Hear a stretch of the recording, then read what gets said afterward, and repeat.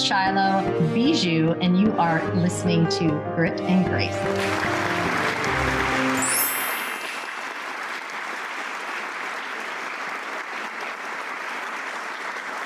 Don't call it a comeback. This lady is a comeback queen. Maybe you are a queen or a king. This is Grit and Grace. I'm Shylo Bijold. Let's get started. Hey, I am so excited to be doing this episode today. This is one of the special episodes that I just really want to share a little bit more about my journey and the journey thus far. I mean, if you've been listening, watching, you know that I've had a pretty interesting few years.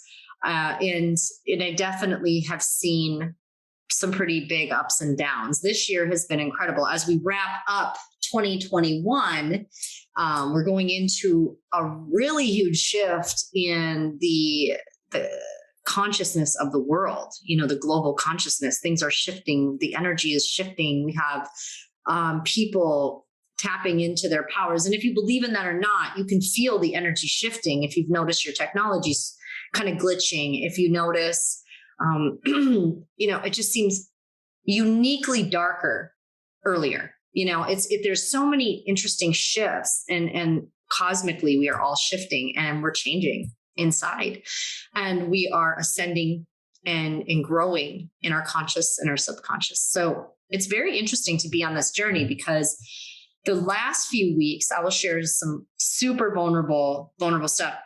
When you think you're healed, Louise Hay said it best, it's like boulders. You don't know you're truly healed until you get confronted or you walk up to that boulder that's always plagued you. And do you go around it? Do you go over it? How do you handle the boulder? And that's kind of your true test. Like when life will hit you with something you thought you healed or you thought you were over, and it'll hit you when you least expect it. How do you respond? Do you react? And usually our reactions tell us pretty well how much we've healed it. And sometimes it can be really frustrating because do you ever notice you go through a hamster wheel? You're doing the same thing over and over. You're going through this situation. Again, do you ever notice how people will marry or be with the same person? It's the same personality. Let's say they're attracted to narcissists and they go through this same vicious cycle of relationships in their friendships, maybe their business world. Maybe their relationship with money. This has been coming up big time with me as I'm going to this next level. And I don't mean I'm rich. It means I'm just going into a level of financial maturity where I am financially literate, not illiterate. It's very interesting because that's just something I've struggled with. I've done well. I can always hustle and make money, but it's that cycle of I make it and it goes. And sometimes it's why do I it's almost like I just throw money away and I don't intend to throw it away. It happens to just kind of go away with no purpose. And I'm sick of that cycle. And also it's my relationship around money. And it stems from growing up very, very poor and never really seeing abundance or being talked about abundance. Now, abundance is around us. We have air, we have water, we have things. I have my health. The abundance is all around us. It's how we look at it. And we have that. But when it comes to money, a lot of our stories are tied to traumas or situations and cycles and traumas and programs. So my story today, I'm going to share a few because obviously I have a larger version. I talked about being a phoenix today. And, we really do rise out of our ashes and save ourselves. We really do, but it's not just us that saves ourselves. It's not Shylo, the being you see here. It's that collective consciousness, the self inside of us, whether that be the Holy Spirit, whether that be the universe, source, or your higher power, whatever you choose to call, there is a soul inside of you. It's something other than earthly that resides in you that is really you. And this is just the vessel, right? So if you can believe that, if you don't believe it, that's okay. Bear with me because I'm going to share some stories that you can relate with and what my journey's been. So I decided to commit to a program it's called the Comeback Queens, and I can share it in the show because we're going to drop the link in here too. And that's really not why I'm doing this, but I'm definitely excited about it. So I do want to talk about what my new project is. I still have my incredible business, team building and speaking and doing those things. But it's time for multiple income streams, which I've been focused on for so long. But it seems like every time I got close, sorry, I'm shaking the computer. Every time I got close to getting like, oh, I can have this and this, like more residual income. You know, the key is to make money when you're sleeping. And now I have a residual income stream, but it was my sole income stream. And I have other talents that I want to highlight and showcase. That doesn't mean I want to walk away from it, because I don't. This is my main, but there are things that can be part of this umbrella of Shylo, right? And this is important for you to know too. It's okay to have multiple income streams. Don't let people tell you, oh, the jack of all trades, master of none. That's actually not true. You don't have to be a master, but you can have the knowledge of many. Okay. So you can have the mastery of one and the knowledge or intellect of many, and you're going to grow that and maybe become a master of something else on top of it. So you want to create an umbrella. And that's what I was trying to do for many years. And I hired the wrong people. I was doing things sloppy because I was desperate. You know, I was doing like, yeah, just take care of it. And recently these old things were coming back and like, you're being sloppy or you're not paying attention. You're going to lose all your money. And I kept getting these downloads and things being said to me, like, you're going to lose all your money. There's tons of resistance. So when you feel, resistance, when you're like, you're hesitant, you're like, oh, there's universe is showing me signs. No. Resistance isn't wrong. Resistance is your brain stopping you from and protecting you. Your brain's only job is to keep you alive. It's to keep you safe. It goes, okay, this happened before. She better retreat to save her life. And so if you've been in a pattern and you keep doing these things and your brain knows it hurts you every time, you got hurt, whether it be in relationships, with money, with business, friends, whatever it is, or physically hurt, your brain goes, don't touch the stove. You're going to get hurt because you learned once. So the same applies with getting hurt emotionally. How many times have you sabotaged a relationship because you're too afraid to see what was going to happen? Because before, the same scenario was playing out and you got hurt. How many times have you stopped from creating a relationship or building one because of a past experience? Hello, everybody. We've all done it. Our brain is designed to do this. So don't have pride and say never, because it happens to everybody. And that's how we learn and then we grow.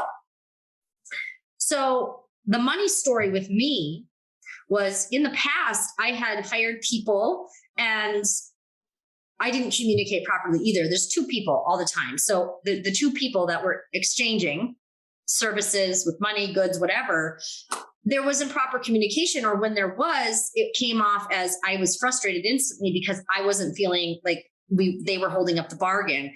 And because my expectations were higher or lower, it was just uneven and balanced. But there are times where people did take advantage of me, and I found out after the fact. So I've had multiple situations where I didn't communicate properly. They were communicating in a different language. Like they were speaking Japanese and I was like over here going, I don't understand you. And I had to really hone in on my communication skills and say, hey, you need to work on your communication because it's really important. So communication is key right now. So I want to explain this as we go forward in the story. So you need to have proper communication. If it's something you need to work on, I can guide you to some people. But communication is everything in every part of our lives, like in our relationships, our marriage, in business. Proper communication makes or breaks something, proper or improper. So I wasn't having the right communication early on in my business life, and probably in my early years, but really in my business life, it was showing because I couldn't understand why a relationship would fail, but I would get frustrated and I would react or say something and lash out. So I have to watch that, because we all have that tendency to say, like, I feel like you're screwing me over, or, you might say something that's very offensive to them, but you're saying it because you're trying to protect yourself. And you're like, I'm just hurt and I don't know why you're hurting me. But at the same time, you just keep hurting each other. Right. And the worst part is when you have two reactors at the same time, or at the levels of reaction. I should say at the level of reaction, because everybody goes up, or if people stay. So you either stay where you're at, or you ascend up and you understand, hey, that type of communication doesn't work. How can I improve that? Just depends on where you're at. And there's no wrong way. So I do encourage people to work on their communication skills every single day. And I have to every single day. And I have realizations like today where I'm like, again, what am I going through? Why do I feel this way? So I decided to invest in multiple programs for multiple businesses because I'm trying to create that umbrella, which I am created and have created with really good people that I've partnered with and people in my crew, people I trust. And the challenge of trust has come up so much in the last 3 weeks because what was happening is I put my faith and trust into somebody. And then all of a sudden I was like, what if they screw me over? Is this them screwing me over? So everything that I was seeing and not communicating, I was like, hey, what do you need me to do? And they were thinking, well, we're good. We don't need this. But the communications were getting lost. And I panicked. I truly panicked. I'll be honest. I panicked and I tried to retreat. And then I was angry and then I was crying. And then I was like, I can't get screwed over again. I can't do this. This is not my story. And it was because I had a loving person on the other end who was like, whoa, what's really going on? And it was my fear of failure. It was my fear of getting hurt. And my money story.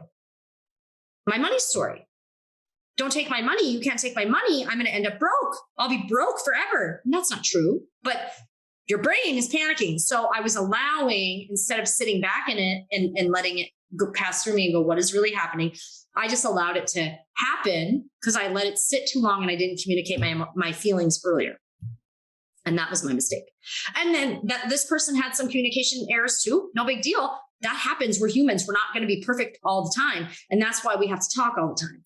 And so developing that communication bond and also finding people that truly have your best interests and obviously their best interests too. You have to be willing to know that, yes, they have their best interests, your best interests, but you have to understand that they also need to have their best interests. And you can't expect them to bleed for you and you to just take. And I was almost doing that. And I probably was because I was so guarded that I was like, do everything perfect for me and don't screw me over. And I'm not going to give any more than I am. Like normally I would, but I was just so guarded that I was hurting this person without knowing it. And then they were hurting me by trying to explain this.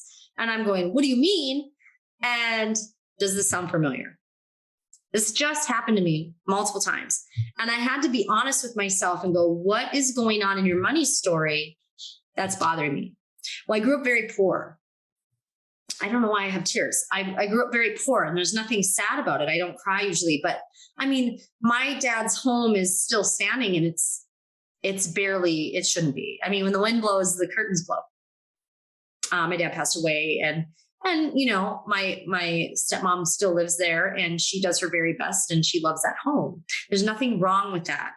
She's done a good job on fixing it up and keeping it a home. It just was really in rough condition at times. But I always loved it. But when I look at it now, it's a reminder. And when I see my mom, you know, she isn't wealthy, but she has a lot of wealth inside her heart. And my mom lives a very simple life, but also she has a beautiful home. And they work really hard. So it's just humble and it's real. Like, and sometimes when I remember how we lived before, my mom has a nice home that's hers, and takes care of it. But when we grew up, when I see my mom, I think of the struggles that she went through and that we went through, and it scares me. So when I think of what if somebody takes my money, I always think of what if I end up moving 55 times and to the same apartment and depending on other people to help me. And what if I need this? And it's just a very scary place to go when you're having a complete meltdown, which I did. So I had to change. But also, it wasn't about changing my money story. Here's the cool part about today.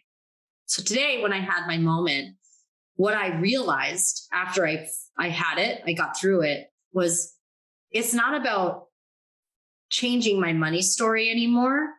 It's about identifying why I keep getting hit with these emotions. And it's because I have to stand up and change my knowledge around money, my attitude around money, and the story will change. But I'm in the cycle because I'm still not changing the knowledge around it, learning from it. I'm just allowing it to happen to me. So it's always going to feel the same until I take control, get into some financial planning, investing, and that's what I'm doing. So it's the resistance. I hope you're following. It's the resistance in me that's wanting me to change, but it's my brain saying, if you change, you could lose everything. No. If I change and get knowledge behind it, I'm only going to gain in 10 times the amount, because it's not about having debt. It's really not. People with money move money and invest money, and they have ways to always have access to money. They have good credit. They are knowledgeable in financing and how they can leverage. And I've always wanted to be that way, but I was afraid that I wasn't smart enough in the money world to do it. And I would make mistakes, or I would just do stupid things quick because I was like, I'll just do this and hopefully it works. Like, when someone's like, oh, invest $99 and you'll make this back. And well, with no work, that's not realistic. And I'm not talking about Ponzi schemes. That's a straight Ponzi scheme. I'm talking about, oh, you do this and I'll build your business for you. And it's the people who make the promises that they're going to do it for you. Well, that's not realistic. And if there is something like that, great. Message me and say, Shylo, if you invest this, you're going to make 10 times the amount doing nothing, sitting on your butt. And you don't even have to think or know what you're doing or have any knowledge. That's just not true. You have to kind of know what you're doing. Yes. And you also have to have knowledge behind it. Unless you 100% trust somebody with your funds, and that's a risk, unless you 100% trust somebody with your funds. But we need to be smarter. And I needed to be smarter. I needed to take control of my money. And I'm an abundant woman. I believe in abundance. I believe money goes in and out. It's a flow of energy and it's exchange of energy. I don't fear money, but I do have money that the story behind it, that my brain tells me you're going to die if you do this. And that's not true. So identifying that today was like, where's the real story? And it's about that. So the other part that I did today was talking about the phoenix. I'm itchy. Sorry. I'm itching my shoulders. Talking about the phoenix and how so many of us are living, breathing phoenixes. How many have been through fires and completely died and burned and reincarnated, came back.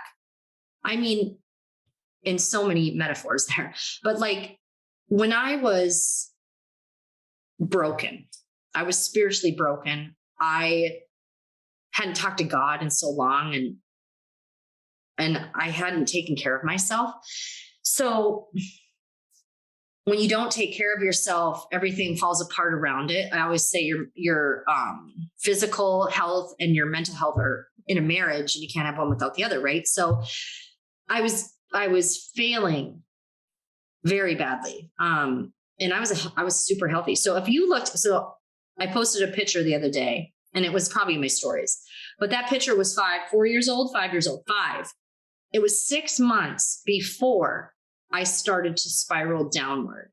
And you wouldn't have seen what that looked like until a year later. So it took an actual full year to kind of start seeing what I was doing in my face, rosacea, in my weight, in my hair, in my everything. My skin started to look rough all over. I mean, I even had one moment, I've taken care of my skin all my life. I've never been I've been in the sun sometimes, but I mean, my chest, my daughter was feeling my chest one day. She's like, Mama, that's really rough. And I take care. I mean, I've had laser treatment. I have no shame. I've had laser treatments. I do all the stuff. I want to take care of my skin. It's important to me.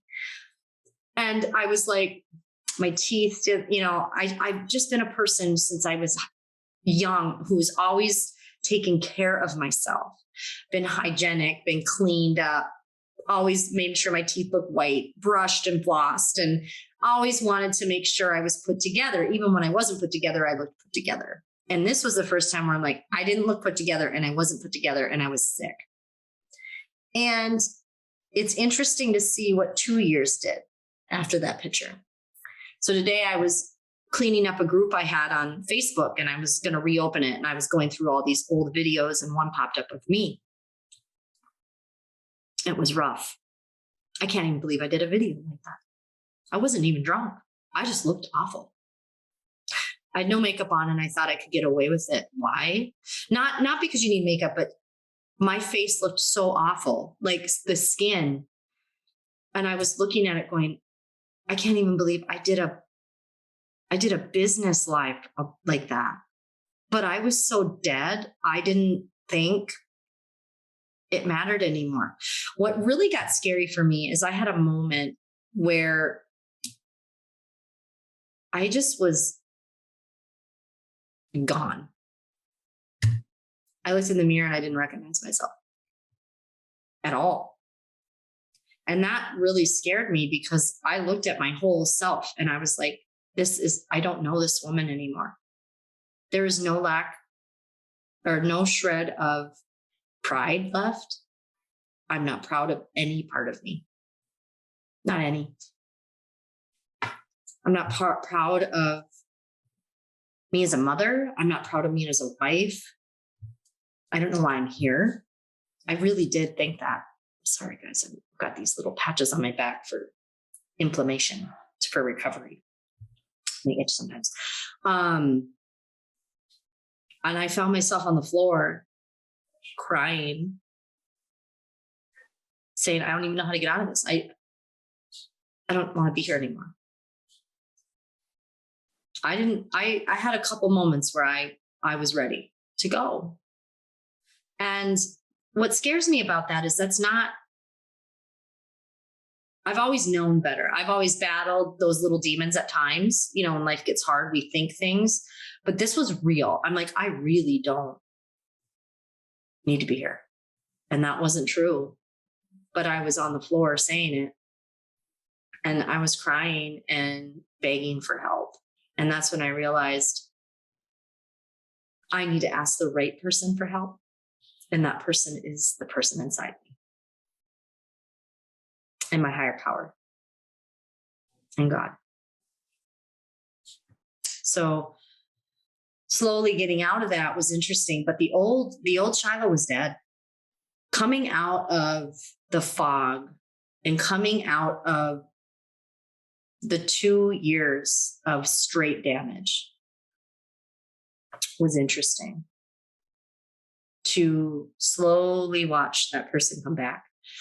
But again, to come back a stronger version, stronger in my faith, developing a relationship with God again, the best one I've ever had. Being proud of myself as a mother for showing my kids what you can do. Like, they've seen me transform many times, but this was the transformation of all transformations because this was a new mom. Inside, not the outside. Not I got my hair did differently. Not I lost 10 pounds. That wasn't the transformation. It was the transformation of a totally different person.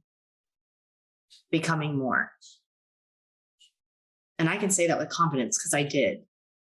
I became a person I freaking loved again. Like, I'm like, this person's fun. This person's cool. I'd hang out with this person. And we all have that inside of us. All of us. We all have that soul, source, spirit inside of us. So I think a lot of people, when I say save yourself, doesn't mean you can't have support around you. It means only you can make the decision to save you. Truly save you. Not from a physical harm or your body shutting down. That's a different story. Your body, your physical body might be dying or sick, but not the body, not the thing inside, not what's inside this vessel. You save you. And you have to stop waiting for somebody to do it. You have to stop waiting for somebody to know exactly what's going on inside to tell you what you need to do. And then you still have to make the decision. And even if they dragged you by your hands and feet, if you don't make the decision, you're not going to change it. You're not going to fix it. You have power, though. There's power in that. And what all of us queens and kings and phoenixes and all of us have this ability. We have the ability to completely transform our lives, even our physical being. That's a miracle. But it starts with the decision. And you can do that. And so my realizations is, as I go into this world where I'm creating the umbrella and the multiple income streams, and I'm doing what I've always wanted to do, and it's scary because I've never seen anyone I know do it in my family circle, friends circle. And now my friend circle is getting bigger. So I have many friends who have, big income streams and multiple income streams. And it's incredible. And I want to show this to my children and teach them the way to build smart and the way to use leverage and the way to have residual income and always having money flowing in from other areas in case one area is a little slow.